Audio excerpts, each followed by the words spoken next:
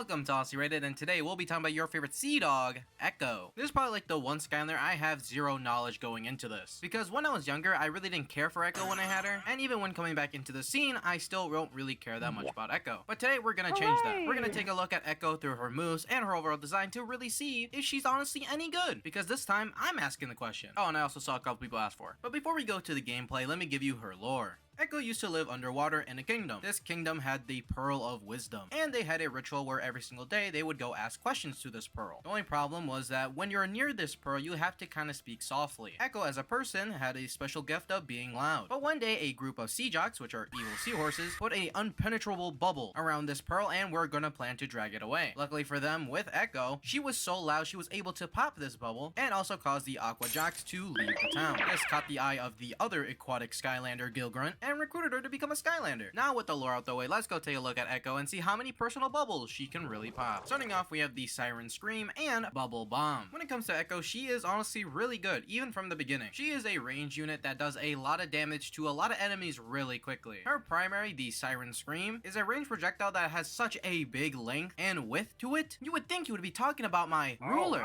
but no, it's her elegant voice shining through and absolutely bursting everybody's eardrum. It does only 15 damage, but it is a fast fucking tick. And again, it hits practically everybody and their mom. And let's say you do want to do more damage and you still want to hit a lot of enemies. That's where her bubble bombs come in. There was a square sea sponge that once told me that bubbles are pretty cool. And you can make giraffes out of them. And you know, I didn't really believe him, but after seeing the bubbles that Echo makes, yeah, I think he was right. Because this move is fucking great. It is super spammable, doing 26 damage. And another cool factor is that anytime you walk around with these bombs, they will instantly go behind you. So anytime there's enemies chasing you, you can just throw these out over and over without having to turn around, doing massive damage to whatever's chasing you, and also causing some pushback to time. It makes killing things super easy, it makes for a really nice range character, and an overall great beginning. Next up is going to be the Sonic Slam and Pitch Control. When it comes to our third move, the Sonic Slam, it's something that I personally would not recommend. The Sonic Slam is kind of what it sounds like. Echo does a big jump in the air and slams down. This causes for 51 damage and hits a pretty big area. The only problem I really have with it is that for one, it has a lot of end lag and also hit stop. So the more enemies you're going to be hitting, the more you're going to be standing around in the exact same place. The other problem with it is that it does 51 damage. Now that might sound kind of crazy to say, but 51 is really not that much, especially since our primary just got an upgrade. With Pitch Control, we have more damage with our primary and can also hold it for longer. This is now doing 26 damage. 11 points increase is honestly pretty crazy for, again, a move that hits so many times. And just to drive the craziness even more, our bubbles, the thing that does the most damage just before these two upgrades, also does 26 damage. So practically our primary is just the bomb, but a lot faster. So compare it to a very risky 51 damage to a very safe 26 damage that happens practically every second. Yeah, there's really just not a point to the slam. The best way I would use it is not directly at enemies, more from the side, just so you don't hit as many enemies, so you don't have that much hit stun, and also making sure you stay safe from getting hit. And at the same point, probably just spam your primary. Then for our last upgrades on the primary path, we have 4 Beat and Subsonic. You get damage, we all get damage. With these last two upgrades, Echo gets damage upgrades to both her other moves. Her bubbles are now doing 36 damage, which is a 10-point increase. Now we can go back to our bubble blowing ways. Just don't forget to do the technique. And then when it comes to our slam, we also have another pretty cool effect added to it that makes it actually somewhat useful. Anytime you do a slam now, there is going to be an after wave that is created after. This wave is going to be doing 47 damage instead of the 51, but if you hit both, you do like 98 damage. And personally, I think the nicer benefit to it is that you don't have to be right next to enemies. Again, with the slam having such a long downtime before you can move, jump, practically do anything, it having a longer reach makes it so you don't have to hit enemies. You can use it as a getaway tool, and that wave can just kind of hit anything else. Now, since it does have that long downtime, I highly doubt you'll be using this as a getaway tool, but it's things like that that makes the move just a little bit more versatile and less forgotten. Oh, and I guess the other thing too is that we can have 4 bubbles on the screen at once, which I guess is nice. I barely even hit the 3 limit, so 4 practically is just whatever. Now we go on to our bubble up path, where we have the Bubble Shield and Power Pop. The first thing I'll talk about is Power Pop. Now that might sound like something you would say to me because how powerful my P's are, but actually it's an upgrade that makes our bubbles do more damage, or their maximum damage. The maximum damage for these bubbles is going to be a 46. Now that's a lot of damage.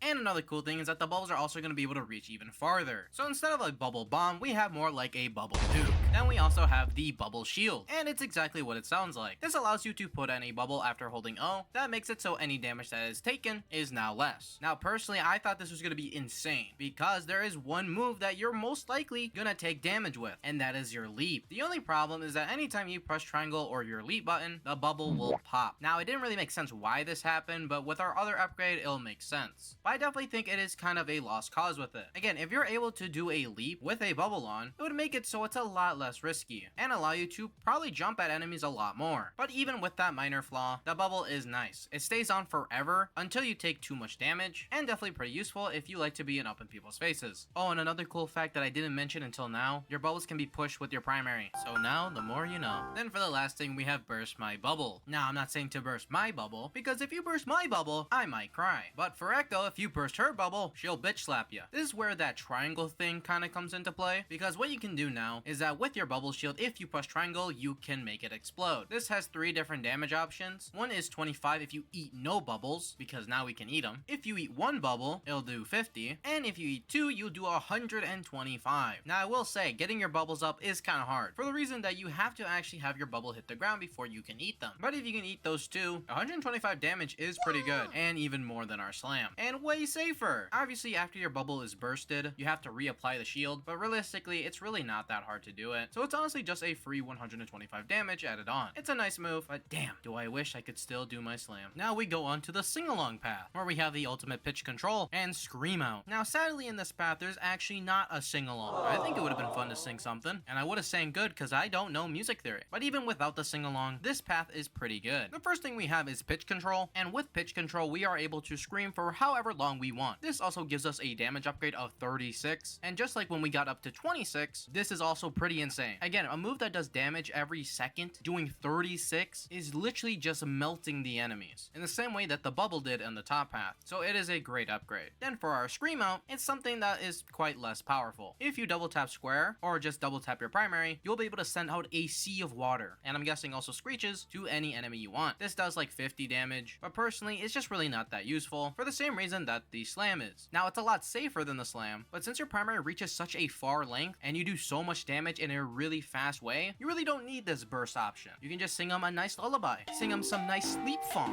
and I promise they'll be passed out within a second. Then for the last move, we have Ultrasound. Now, Echo's not pregnant, even though she looks a lot like that one Pokemon that people would, you know, and I bet you a lot of you people would also want to, you know, because you're sick. This is an upgrade for our slam. This makes the slam a 10 times more risky, but gives you back 10 times more damage. Anytime you do a slam, if you hold down the button, you're able to charge it up. When you're charging up, a little force field comes around you, and it does 11 damage. But when you let go, you do up to 180 damage. Now, it doesn't matter how long you charge it, it's always going to do 180, so letting it go immediately is the smartest thing to do, and it also hits a pretty big area. The best way to use this move is to plant yourself before the enemies get to you so you can let it go before they get too close. Because just like before, there's a lot of end lag, and more end lag is created because of you using this move. But again, it hits such a big area, you shouldn't have to jump at enemies at all. It is very situational, but it does make this leap a lot more memorable and a lot more fun to use. And if you play it safe and make sure not to use it at stupid points, it can be a really strong asset to have. And if you for some reason hit every single thing, so the 51 damage with the 47 damage with the 180, you get almost to 300 damage within one single hit of a move. Very stupid if you do that, but if you do get a crit in there, you for sure do over 300 damage. Then for our soul gem, we have Call of the Siren. Now, even though the description of this move says they're going to put him in a trance, there is no hypnotism here. What this soul gem allows us to do is that anytime we use our primary on any bubble, we're able to make a bubble that just pulses out damage. The damage is 26. It has honestly a pretty far reach, and only one can be applied to the field at a time. Remember that little fun fact I told you about pushing the bubble? Well, you can also do it with this one too. It's not a super crazy soul gem. I kind of wish it did do some type of trance thing, because then it would make the leap even better and a lot less risky. But honestly, 26 damage added on to either your primary or just the bubble themselves makes things die faster. Even though I won't lie, Echo is a pretty fast killer in either path, so nothing really changes that much. But not a bad soul gem by any means. Now with all the moves out the way, let me give you my honest rating on Echo. As someone who, again, never really played Echo or remembered anything about her, I'm honestly surprised. She is a really fun character. I'm glad every single move got some pretty decent upgrades, and even though the slam is still pretty bad in the sense of how much end lag and how little you probably use it, especially if you play on the higher ranks, it's still a fun move to use and can still be used. Both paths were pretty nice. I like the stuff they did with the bubble, and I also like what they did with the screech, and both sides are